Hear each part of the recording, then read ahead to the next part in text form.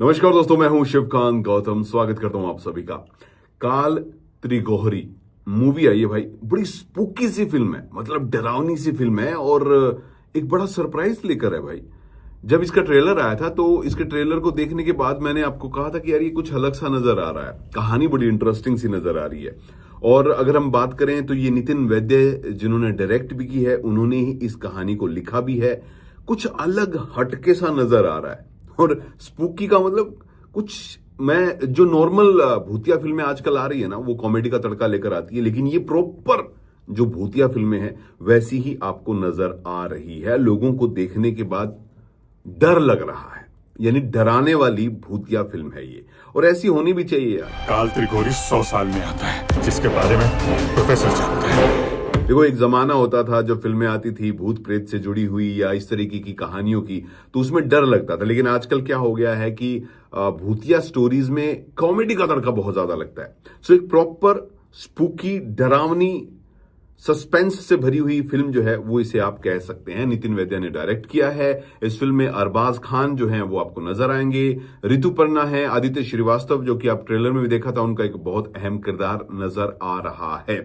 महेश मांजरेकर भी हैं, राजेश शर्मा भी हैं और मुग्धा गोडसे भी इसमें आपको नजर आ रही है। कहानी बहुत सिंपल सी लेकिन डरावनी। प्रोफेसर जी, लोगों को ये आपत्ति है कि काल त्रिगोरी किताब से आप अंधविश्वास को बढ़ावा दे रहे हैं। आत्माएं होती हैं, बिल्ली आत्मा देख लेती है ना। कहानी है एक भूतकाल के भूत की, जो जिस तरीके से वो आता है, किताबों में पढ़ा जाता है और फिर रियलिटी में जब वो आ जाता है तो उसके बाद सारा मामला उथल पुथल हो जाता है। मैं एक बात आपको जरूर कहूंगा फिल्म देखने के बाद, क्योंकि भूतिया फिल्में जो होती है ना, उसमें बैठने के बाद आप जब थिएटर में बैठते हो तो आप उसको, उस एटमोस्फेयर को एंजॉय करते हो। तो ये फुल ऑफ सरप्राइज है भाई।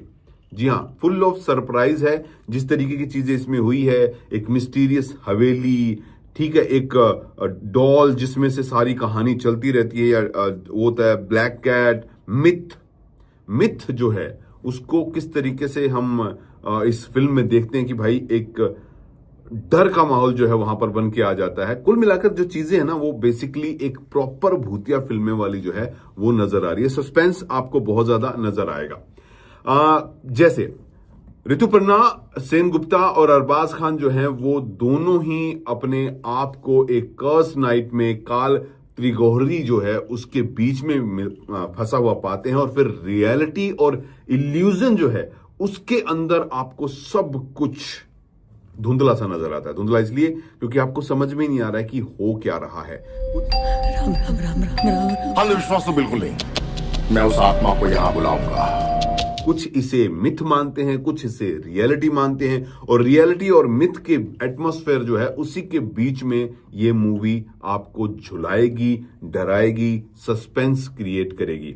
वैसे जब इसका ट्रेलर आया था तो उसको देखकर ये साफ लग रहा था कि फिल्म में क्या होने वाला है, जिस तरीके की चीजें थी। मैं आपको एक चीज बता दूं कि कुल मिलाकर जो काल त्रिगोहरी की हम बात कर रहे हैं ना, उस फिल्म में हॉरर सस्पेंस जो है उसको अच्छे से दिखाया गया है और बहुत अच्छी कोशिश की गई है। मेरा ये मानना है कि इंटेलिजेंटली इस फिल्म में, बार बार जो बोल रहा हूं, इंडियन मैथोलॉजी जो है उस पर भरोसा एक पार्ट में नहीं है, तो उसी के बीच में ये सारी की सारी चीजें जो है हमें नजर आ रही है। डायरेक्टर ने, जैसा कि मैंने पहले आपको बताया था, नितिन वैद्य जो है उन्होंने इस फिल्म को लिखा भी है, डायरेक्ट भी किया है।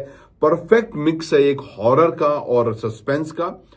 प्रॉपर फिल्म जो है, भूतिया फिल्म जो होती है ना, वो ऐसी होनी चाहिए। इस हवेली के ऊपर किसी बुरी आत्मा का साया है, समझ नहीं रही हो? क्यों तहखाने के अंदर वो चेयर है जो अपने आप झूलती है? और क्यों हम दोनों के बीच झगड़े बढ़ते जा रहे हैं? कौन करा रहा है कोई जवाब? सबसे बड़ी बात क्या है, जब आप फर्स्ट हाफ में जाओगे तो ये कहानी का बिल्डअप होता हुआ आपको नजर आएगा। बहुत सारी चीजें जो है वो सवाल खड़ा करेगी इंटरमिशन तक, इंटरवल तक, और उन सवालों के जवाब आपको सेकंड हाफ में मिलेंगे। यानी फर्स्ट हाफ जो है वो बिल्डअप करेगा, सेकंड हाफ में आपको बहुत सारे उतार चढ़ाव, सस्पेंस, थ्रिलर और डर जो है वो आपको नजर आएगा। क्लाइमैक्स जो है इसका आपको बांधे रखेगा। ऐसा नहीं है कि क्लाइमैक्स जो है वो आप प्रेडिक्ट कर पाएंगे कि क्या हो रहा है, कैसे हो रहा है। ओवरऑल अगर मैं इस फिल्म की बात करूं तो फिल्म जो है वन टाइम वॉच है, जाकर आप देख सकते हैं। और फिर से कह रहा हूं, प्रॉपर भूतिया फिल्म है। प्रॉपर भूतिया फिल्म जो होती है ना, वो ये फिल्म है जो आपको डराएगी। और थिएटर के अंदर जो साउंड इफेक्ट्स हैं, बैकग्राउंड म्यूजिक की जहां तक बात करूं, तो और जिस तरीके से चीजें हो रही हैं वो आपको डराएगी। तो घनघोर अंधेरे में बैठकर विद गुड बीजीएम इस फिल्म को जब आप देखना शुरू करेंगे तो आपको डर लगेगा। वन टाइम वॉच बढ़िया वाली बन रही है और बाकी भूतिया फिल्मों से ये अलग है, तो इसीलिए मेरे हिसाब से आपको ये फिल्म देखनी चाहिए। ओवरऑल फिल्म अच्छी बनी है।